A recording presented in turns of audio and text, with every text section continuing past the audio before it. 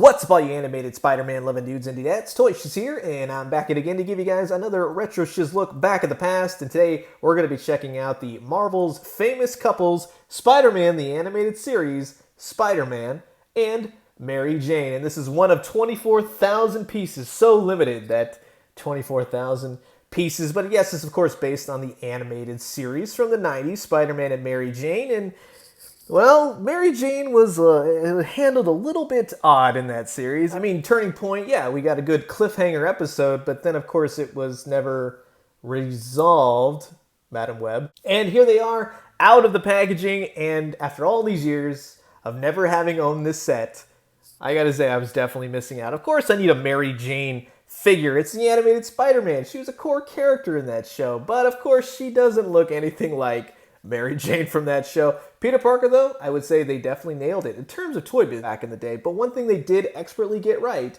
and they did pay attention to, even though this is a reused female buck body, is that they nailed Mary Jane's clothes, her costume that she was always wearing, her model sheet, and I can really appreciate that. Sure, the faces left you wanting more, but those cowboy boots from the show, man, those were rocking. So at least they added the paint to give her those, but I will digress. I mean, she's got the red hair, she's got the yellow sweater. She doesn't look too bad. I mean, this is what we used to get for back in the day. We were lucky to even have a Mary Jane figure, you know, and while she's a little bit dead-eyed, she's not too shabby. They do come with a host of different weapons and accessories. You get a Peter Parker head, you get a web slinging thing, Peter Parker's camera, web backpack, and a really nice looking pin, which I gotta give it to him on that. It's actually the closest interpretation of what the show was in terms of what Mary Jane looked like, and it's a nice shiny pin. It's very much I feel like you wouldn't see this, especially with the deadly weapon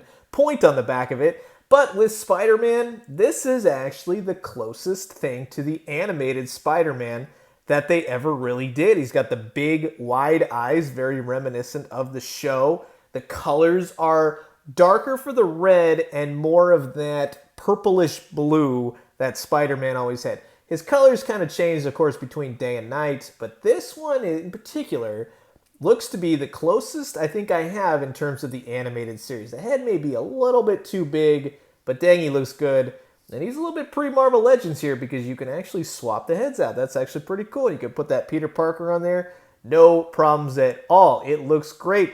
Camera goes around his neck, his backpack fits on his back. This is just it's a nice looking set. And I mean, for the most part, you can kind of get him holding his mask. I mean, that would have been really cool to have a mask, but let's go ahead. Let's look at these characters more in their articulation and detail.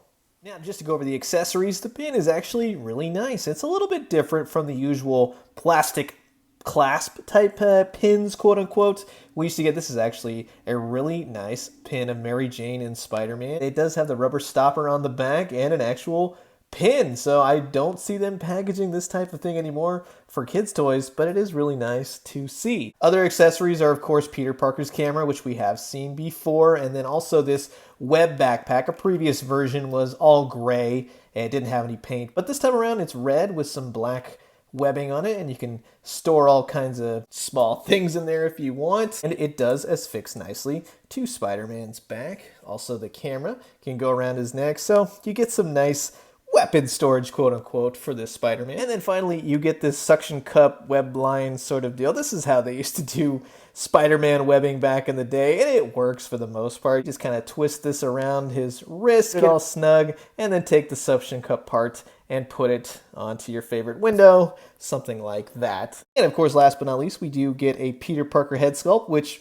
we have actually seen before on the Peter Parker. This one is actually painted a little bit better, and you simply just pop Spider-Man's head off, and you see it's like a little peg a la pre-Marvel Legends, and you go ahead and put old Peter Parker's head on there, and he looks great. Now, this is the type of Spider-Man body where it had the metal pins, but you do get some nice articulation out of him. In the shoulders, single jointed, he'll kick out, and he's got knees while his head will rotate. So it's a nice Spider-Man, and the colors match up a lot better to the animated series. I will give them that. In terms of Mary Jane, her head should twist a little bit better, but that's pretty much it, mainly because the hair kind of knocks into the shoulder blades. You have articulation at the shoulders, single jointed elbows, she'll kick out, and she's got knees.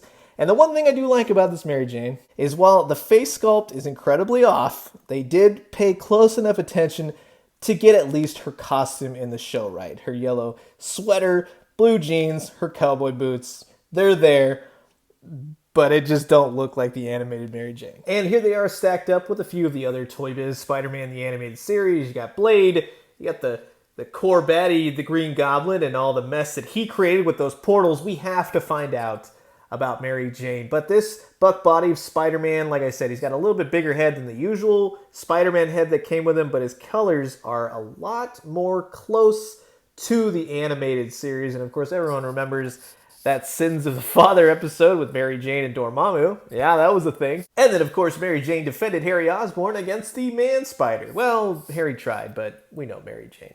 And then, of course, like I had mentioned, the classic turning point episode for the animated series. This will fit quite well with the Green Goblin and the huge Hobgoblin wing bomber.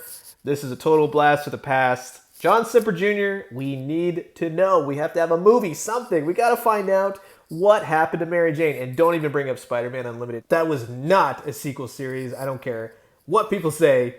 No. So, I'm curious to know what you guys think about this Spider-Man set. Did you have it? Do you need to get it now? Comment below. Let me know. Let's talk everything Spider-Man the animated series. I'm going to leave you guys with that. As always, drink some great coffee, eat some great food. But most importantly, remember, thank you. I want to say a personal thank you to everyone who watches my retro-Shiz episodes. I highly enjoy making these Spider-Man animated series. And I actually got a few more figures, and we're going to get a couple more of the remaining waves going and then end on a really cool box set. And when you do, let me know what you found. I'll talk to you guys soon. Adios. Peter?